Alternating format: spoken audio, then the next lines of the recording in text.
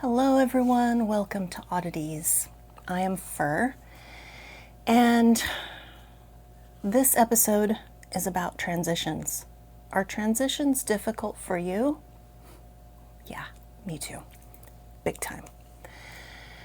There are certain transitions that cause me much distress, and I would love to hear about what transitions you have a really hard time with, and if you've learned ways of coping with them and making them easier for you. Basically, this video, I'm going to be sharing some of mine. I'm going to be sharing in this video my most bothersome transitions that I have to go through on a daily basis or a regular basis, and how I have learned to cope with them. Some of my techniques might be surprising to you. Things that I never would have thought of in the past, because I would think, that's ridiculous. But that comes from a lifetime of masking and of not taking care of myself and just trying to push through things that were incredibly difficult and distressing for me. So now that I know for sure I'm autistic, I have ADHD, along with a slew of other things, it has really allowed me to stop gaslighting myself, try to step away from that ableist lens of viewing everything I do under a microscope, taking better care of myself. So, transitions can be physical, they can be mental, and we go through a lot of transitions. Obviously, if you can plan for them, it makes it a little easier. But if they're dropped in your lap, like say you go to work and they tell you, oh, guess what? You're not serving today, you're bartending. That's a whole other realm. And I have to prepare myself for tasks like that. And so to have something like that dropped in my lap causes me a great deal of panic. And the only way to get through that shift would be for me to dissociate. And that's not ideal. It's not healthy for me. And people around me are probably going, why are they not talking? Those kinds of transitions are really hard and unexpected, and like can literally take you out as an autistic person. So I want to talk about the transition that is a daily transition that is the hardest thing for me, and always has been, is waking up in the morning. I hate mornings. I've always hated them. And for much of my life, like many people, you're forced to be on that schedule because that's the way our society works. Kids go to school early in the morning. And if your kids are autistic or have ADHD, that makes it very difficult for them because that is not natural for their minds. And so please be sensitive to that if you have kiddos that are, neurodivergent. So as a parent, you have to just get up and do the things. If you have a job where you have to wake up early in the morning, you have to push through. And I did that for many, many years. And I always just thought, oh, it's just because I'm not a morning person. That's why mornings are so hard for me. No, now I understand better of why they were so brutal. And so the last couple of years, I have been adapting new ways of dealing with mornings. And first of all, I haven't worked a morning job in a long time because my body just cannot take it. Partly because of my lupus, partly because of my neurodivergence, and just the way I'm built. So fortunately, I've had that opportunity to not have to work mornings. And my kids are grown, so there's no getting up early to get them off to school and make their lunches and stuff. But this is what my morning looks like. Okay, so I'm cozy in my bed. I am asleep. I am at my most relaxed, and I'm almost in like a deprivation tank. Like, it's dark, it's quiet, hopefully, usually. Getting woken up by loud sounds is a whole other thing. But on a normal basis, I'm cozy. I'm snuggly. I'm calm. My brain isn't going a million miles a minute yet. And if I'm able to wake up naturally, it's a lot easier on me.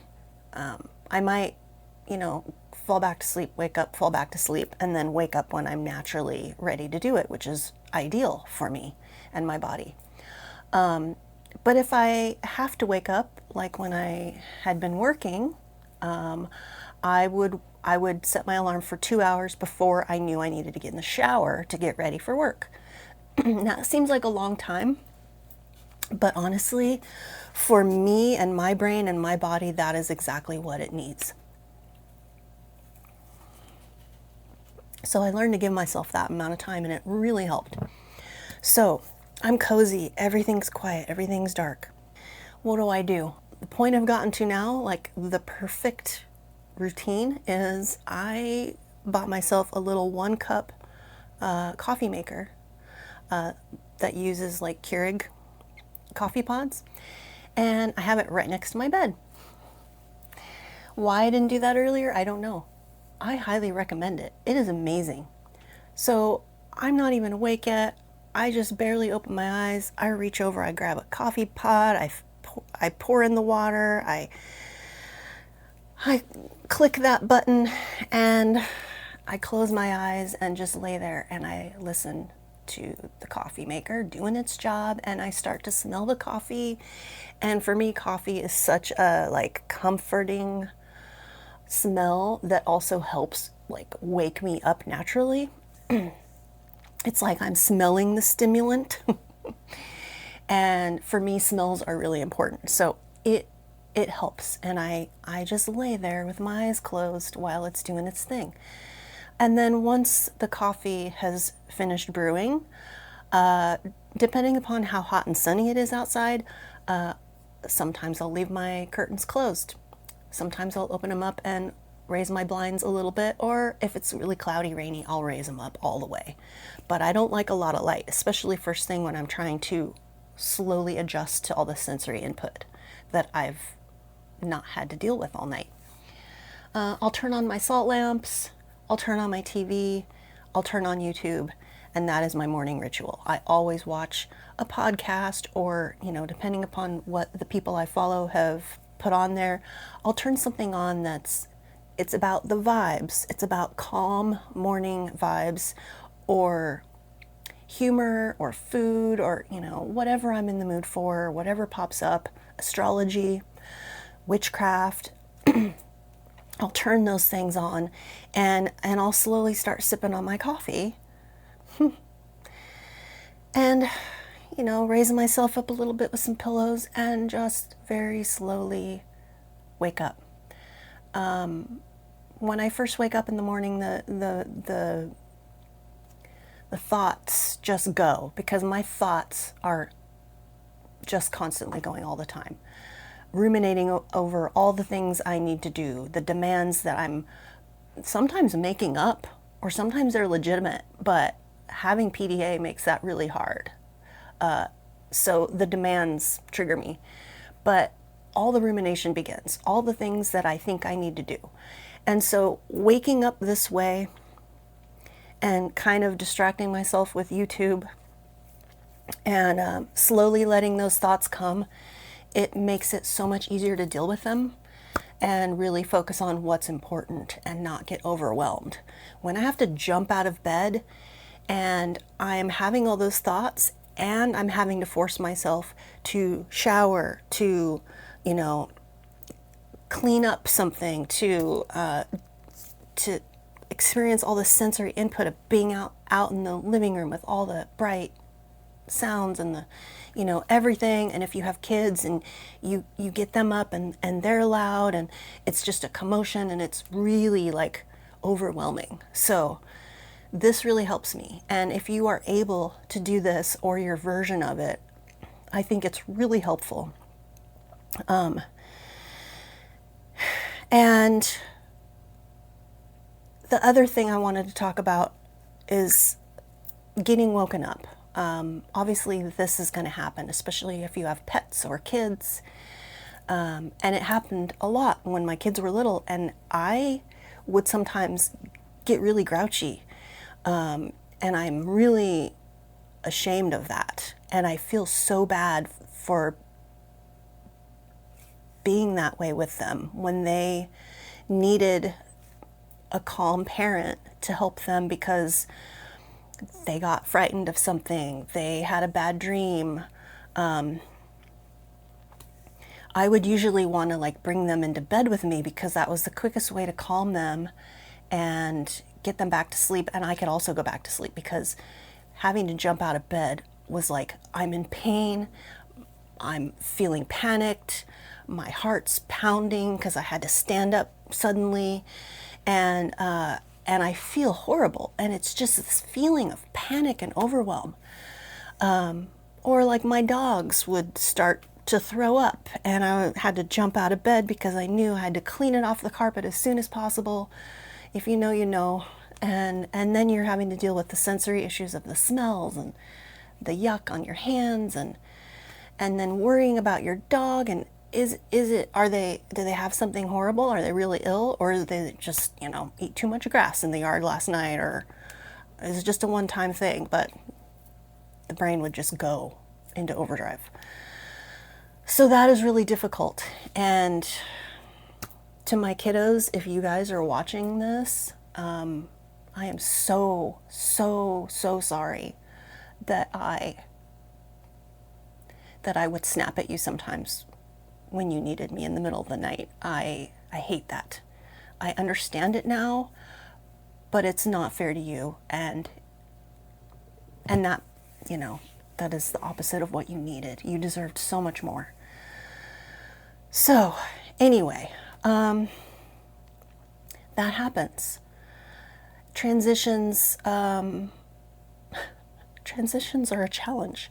Another transition I deal with that is really difficult for me is summertime transitions from being indoors and having something like this on, like literally almost nothing, because I can't handle having clothing on me. It's hot and I don't have air conditioning, and I also can't maintain body temperature well. So yesterday I took a shower, a cool shower, and it gave me a fever because of my lupus and maybe because of the autism as well. My temperature rose. I had a fever of 101 for a few hours after that, and then it finally started dropping slowly, but I felt awful. And those are the kinds of things that happen to me if I get overheated. So being inside and being able to sit in front of the fan and stay cool on hot days is so important. And then if I have to go out during the day, in the heat of the day especially, forget about it. Just putting on clothes, and because I have lupus, I have UV sensitivity, so I have to cover my whole body in clothing. I have to wear a hat, I have to put a hood on, I have to put sunblock on, which feels yucky. And sometimes by the time I get dressed, I am feeling panicked and like suffocating, and it'll send me into a meltdown, and I'll just start crying, and I'll have to rip all my clothes off and just fall into bed. And then I feel like a failure, that's ableism talking, because I can't do what I need to do. So needless to say, I try to do my things at night. Mornings don't work for me, but at night, if I possibly can. There are times, obviously, when I have to go out during the day, doctor's appointment or whatnot. And so I try to time it so to where I'm driving away from the sun at the hottest part, and not driving into the sun, because then the sun is beating on me, making me very hot. No air conditioning in my car, and also the UV light is going to trigger lupus flare. Even if I have sunblock on and everything, driving into the sun is bad. So summer times are the worst. Also, the sensory overload of being outside when it's sunny, everything is so bright. It's hard to explain, but when you have sensory sensitivities, the sounds, the light, the sights, the movement. There's so many people out during the day, the commotion, the energy, you can almost feel the energy, and it is overwhelming. And at night, especially in this town, it's not like Vegas, nobody's out, and it's so peaceful and quiet and cool, and the only visual sensory input you have is mostly like dim, and there's stars in the sky, and there's lights, twinkly lights, and it's just magical. And I am such a night owl. I love nighttime. But so the transition for me to be in my house in the summertime and have to go outside is horrendous. And honestly, if I could be a hermit and not go out during the day, I would. But that's not the way it works in our society. So if you see somebody out and about and they're wearing a bunch of, if they're wearing sunglasses and a hat and a, umbrella, please don't be judgmental, because you don't know why. They might have glaucoma. They might have, sun sensitivity. And there's different forms of that. Some people are actually allergic to the sun. There's people with lupus. There's all kinds of conditions. So please be kind to people. Also, if somebody tells you about one of these things, if it's a family member or a friend, don't question them, and also don't approach with pity, because that's ableism, and that's condescending, and it takes away somebody's autonomy and sense of agency, and that is not what we want. When we're telling our stories, we just want you to know and have respect for that, and be able to say, okay, my relative has this issue, what can I do to support them? Pity doesn't help. We're not here for that. So just FYI. Showering and bathing is really difficult, because you're having, and it's also another demand, right? The amount of work it takes when you're not feeling well. Sometimes just bathing can make me, like yesterday, I wound up with a 101-degree fever, and I couldn't go and run my errands, and I couldn't do anything for the rest of the night. And so it's kind of scary. It's kind of daunting. But the transition of going from, being as comfortable as possible and then having to get undressed, and if you have body dysmorphia, that's a whole other can of worms. We'll get into that on another episode. But then you're having to get into the water. And I love water. I'm a Gemini, but I love the water. I always have. But the temperature has to be right. If you get into a cold shower and you're not prepared for that, that's bad. So then you get in the water and you're like, this feels good, for me at least. I like the feeling of the water. It feels great. I'm doing all my bathing things. Sometimes I sit down when I shower because I'm feeling lightheaded and dizzy. I get my showering done. Now comes the hard part. I have to get out of the shower. And it's not as bad in the summertime, but in the wintertime when it's cold and you're getting out of a warm shower into a cold room, it's horrible. I don't want to do it. And it can be very overwhelming. So I'll have a little space heater in my bathroom, and that helps in the wintertime to keep the temperature a little higher so it's not so jarring. So anything you can do to make the transitions smoother, less drastic, will help you through the transition. And then you have to, get dressed, and you have to decide what to wear. And sometimes that's a big deal. When you don't have any spoons and you're burnt out, the last thing you want to do is pick out an outfit. To be honest with you, since quitting my job because of discrimination, I have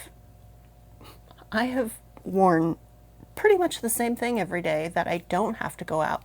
One of these tank tops, which are very comfortable, and my biker short style underwear. And I live in them. And it's great because I don't have to think about it.